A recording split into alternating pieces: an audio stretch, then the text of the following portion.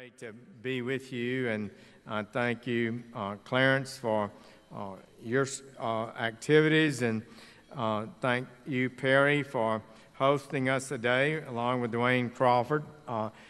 Perry, it was good to have you in Washington and participate in some of the activities there, and particularly on our task force on reducing violent crime. It's a top priority for the department. I received the recommendations of the task force last week, and Perry, I think I've been pleased with what we've seen. We're going to work together to make some progress in this country. I truly am determined to do. Noble is celebrating its 41st year this year. September 1976 you started. That's about the same time I got started as a prosecutor in Alabama.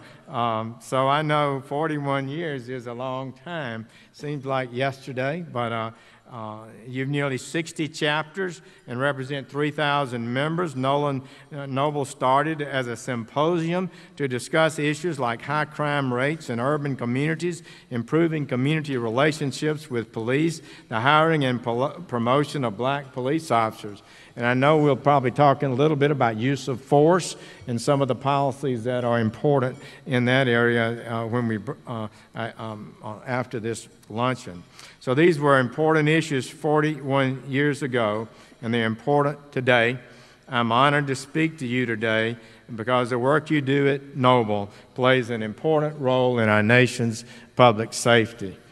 And I just have to say, I've always understood the value of this organization. A number of my good friends have been members, and I have respected what you do, and will continue to look forward to working together. So I was a federal prosecutor for 14 years, and during that time I was blessed to partner every day with federal, state, and local law enforcement officers to protect the rights of all Americans. We might have been a small U.S. Attorney's Office. We were a small United States Attorney's Office, but we were able to, working with state and local officials and federal agents, to take tons of drugs off the streets, dismantling domestic and international fraud schemes, and prosecuted civil rights offenders to the fullest extent possible. So there's nothing I'm more proud of than what we accomplished in serving as United States Attorney. And I know that you feel pride and satisfaction in the work that you do every day. It is indeed noble work. It is a fact that you cannot have safety, comfort, and a thriving community without an effective police department.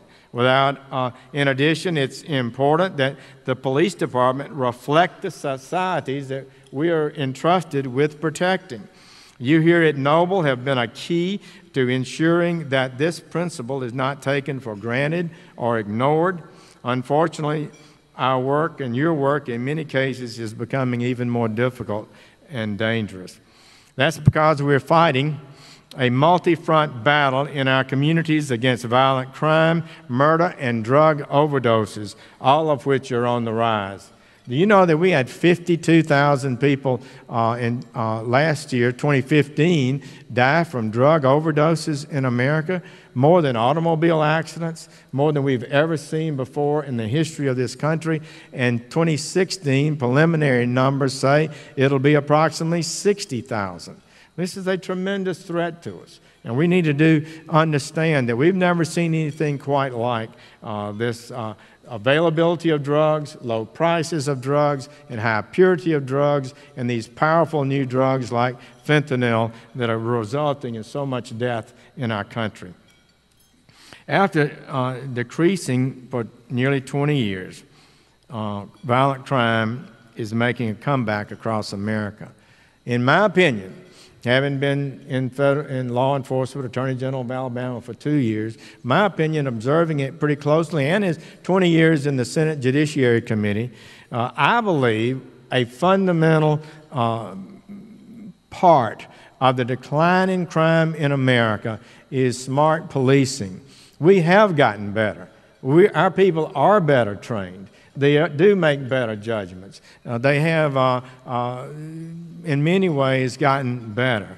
But the murder rate has begun to surge again. So in the last several years, 3 years or so, we've seen some significant declines after 20 years of significant increases after 30 years of decline.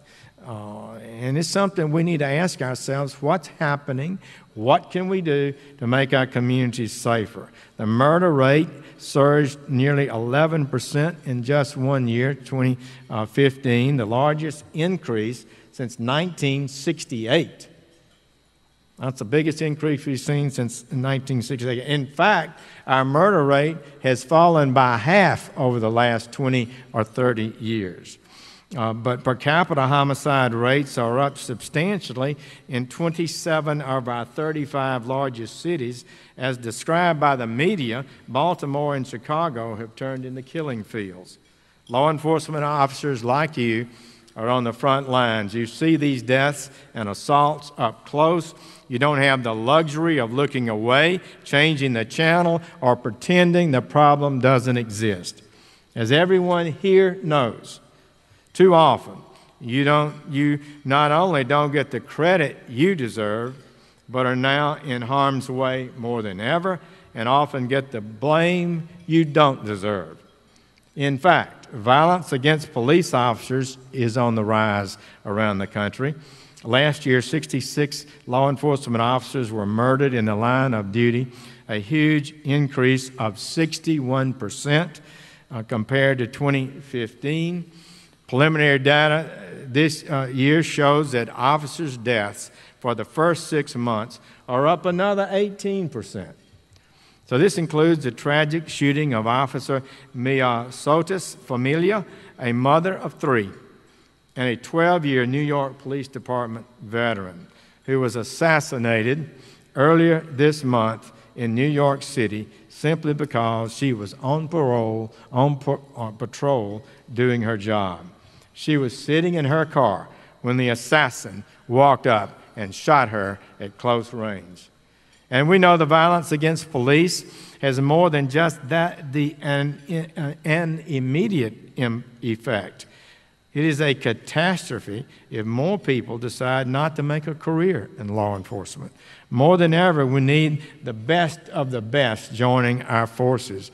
And I do understand the departments are working extra hard now to get the qualified officers they'd like to have. As Officer Familia's at her funeral, NYPD Commissioner James O'Neill said it well.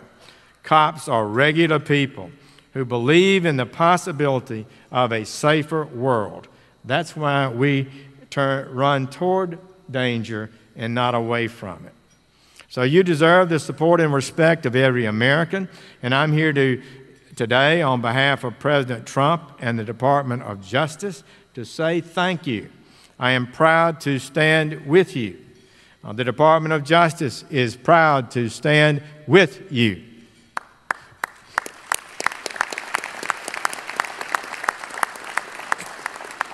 We have your back. We are in this together. We cannot restore and improve public safety in our country if we are not united. We can all agree that you're on safer on your rounds as you go to work every day when everyone respects law enforcement. The communities you serve are safer if people respect law enforcement. Just a few weeks ago, good news, Gallup released their annual poll, which showed that overall confidence in police had risen again to 57% this year. Well, that's a lot higher than the politicians, you can tell me. And I don't even want to tell you what the numbers are for Congress. That's good, though. It's one of the most trusted institutions in America, our law enforcement community. But we also know that the number doesn't tell us the whole story. Most of the country continues to hold police in high regard, but in that same poll, friends, only 30% of African Americans say they have confidence in the police. In the last 3 years, that number dropped by 5 points. This is a trend that we must reverse. This is important. We have to have good relationships with our communities, and we have to be able to be effective in preventing crime in every community, and lack of confidence in our police complicates that problem. We all know the cases of the last several years where in confrontations with police, lives have been cut short. And just as I'm committed to defending law enforcement who lawfully have to use deadly force to defend themselves while engaged in their work, I will also use the powers of the office I've been entrusted with to hold any officer responsible who violates the law. You know that all it takes is for one bad officer to destroy the reputations of so many who work every day to build good relationships in these communities and who serve with honor and distinction. So we cannot let the politicians, sometimes they do, run down police in communities that are suffering only to see crime spike in those communities. In the very neighborhoods that need proactive, community-based policing the most, we don't need to be telling police not to do their job in those communities. That helps no one. That protects no one. It tends to depress the morale of our police, and we absolutely must not abandon proven constitutional techniques and procedures like community-based policing. That is a key to reducing crime and positive community relationships when done correctly. I just returned from El Salvador last week, a country ravaged by transnational gangs like MS-13, where the murder rate is 20 times higher than here. That is what any country can look like if the rule of law breaks down. And that rule of law is what you represent every day on your beat. So we need you and we support you. President Trump is serious about supporting state and local law enforcement. 85% of all law officers are state and local. This is a concrete fact that all of us need to know, and particularly people in Washington. That is why he gave us 3 executive orders. One directs us to be supportive of the men and women in blue. We take that very seriously, and I'm determined to make sure that everyone in the Department of Justice knows the debt we owe you and the importance of our relationship being positive. A second executive order to the Department of Justice declared that our mission is to reduce crime in America. Well, that president can be pretty direct, pretty simple. Your job, Sessions, reduce crime in America, not let it go up. And I've welcomed that directive. And it's not going to be easy, but I think that we've learned so much over the last few years. If we build on those things, get even better, get even smarter, we cannot allow this crime rate to end up doubling the murder rate in America. Would that not be a tragedy, a monumental proportion? And a third order requires us to dismantle transnational criminal organizations like MS-13. Those are our goals. We're getting after them. Carrying out the President's first order to support law enforcement helps us carry out the second order, that's reducing crime. It will not happen without you and us working together. So the Department of Justice has been working at your side to crack down on gun crimes and drugs. I know that Perry has been a strong advocate for taking and keeping guns out of the hands of criminals. And I agree with him that this will reduce violent crime overall. These are dangerous defendants, some of the most important defendants for the United States government to participate with our local law enforcement friends in going after. And they're the ones carrying guns around town. They get in an argument, and before you know it, somebody's dead. If they're not carrying guns, a lot less likely, those kind of things are likely to happen. It must be a top priority. And that's why in March, I issued a memo telling our prosecutors to prioritize criminals with guns. And since then, we've seen a 23% increase in the number of federal gun prosecutions. And as you know, the carrying of a firearm during the commission of a felony carries a 5-year sentence, mandatory sentence. And I think it's an effective tool to make our streets safer. And we've been able to do that, although we've got 12 positions in the Department of Justice in headquarters that require Senate confirmation. Only 2 have been qualified, and we've got 94 United States attorneys that are yet to be confirmed. So we have 0 U.S. attorneys confirmed at this time, but I think in the months to come we'll see progress there, although we'd like to see it faster. And everyone here knows that drug trafficking is an inherently dangerous business. If you want to collect a drug debt, you can't and don't file a lawsuit in court. You collect it by the barrel of a gun. If you want to reduce violent crime and homicides, then we must take on the epidemic of drug abuse in this country. We have to send a clear message that drugs are destroying lives. And most importantly, we've got to restore the understanding that heading down the path of drugs is a dead end, is destructive. Families, careers, college educations are all forfeited when people play around with drugs. And a good prevention program will help reduce crime, it will help reduce drug abuse, help reduce the number of people we have to incarcerate. So this mission is important because it's not our privileged communities too often that suffer from the most from crime and violence. Nothing is more damaging to a struggling community than high crime rates. The first and most important job of this government, of any government, is to protect the safety and rights of its citizens. The first civil right is the right to be alive.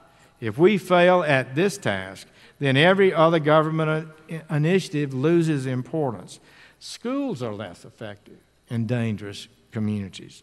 Fewer businesses will open and succeed. Grocery stores disappear, and home values plummet.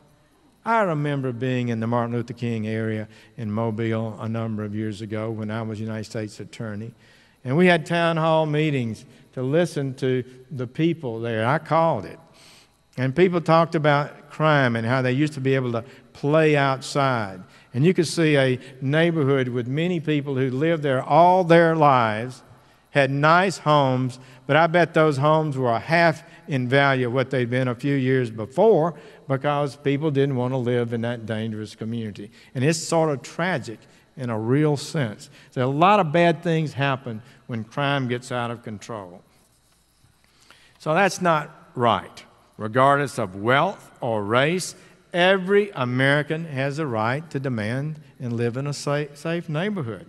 Every American deserves to live without the constant fear of violence into their lives.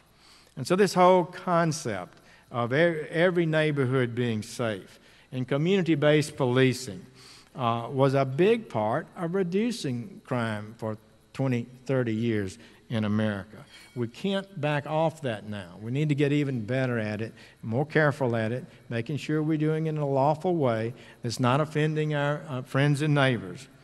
And if we can do more and do it better, we know our mission depends on you, and you are America's first line of defense. Noble's motto is justice by action, a good motto indeed. Justice requires courageous men and women to stand up and do the right thing every day. Thank you for answering that call and for choosing to do this honorable work. You, more than perhaps any other law enforcement organization, represent crucial ambassadors to some of the communities that trust law enforcement the least. Thank you for your leadership and your dedication and your professionalism. I want to have a special and open relationship with Noble. I respect the work you do. I've watched it for many years and look forward to being partners with you. We have your back. You have our thanks. God bless you all.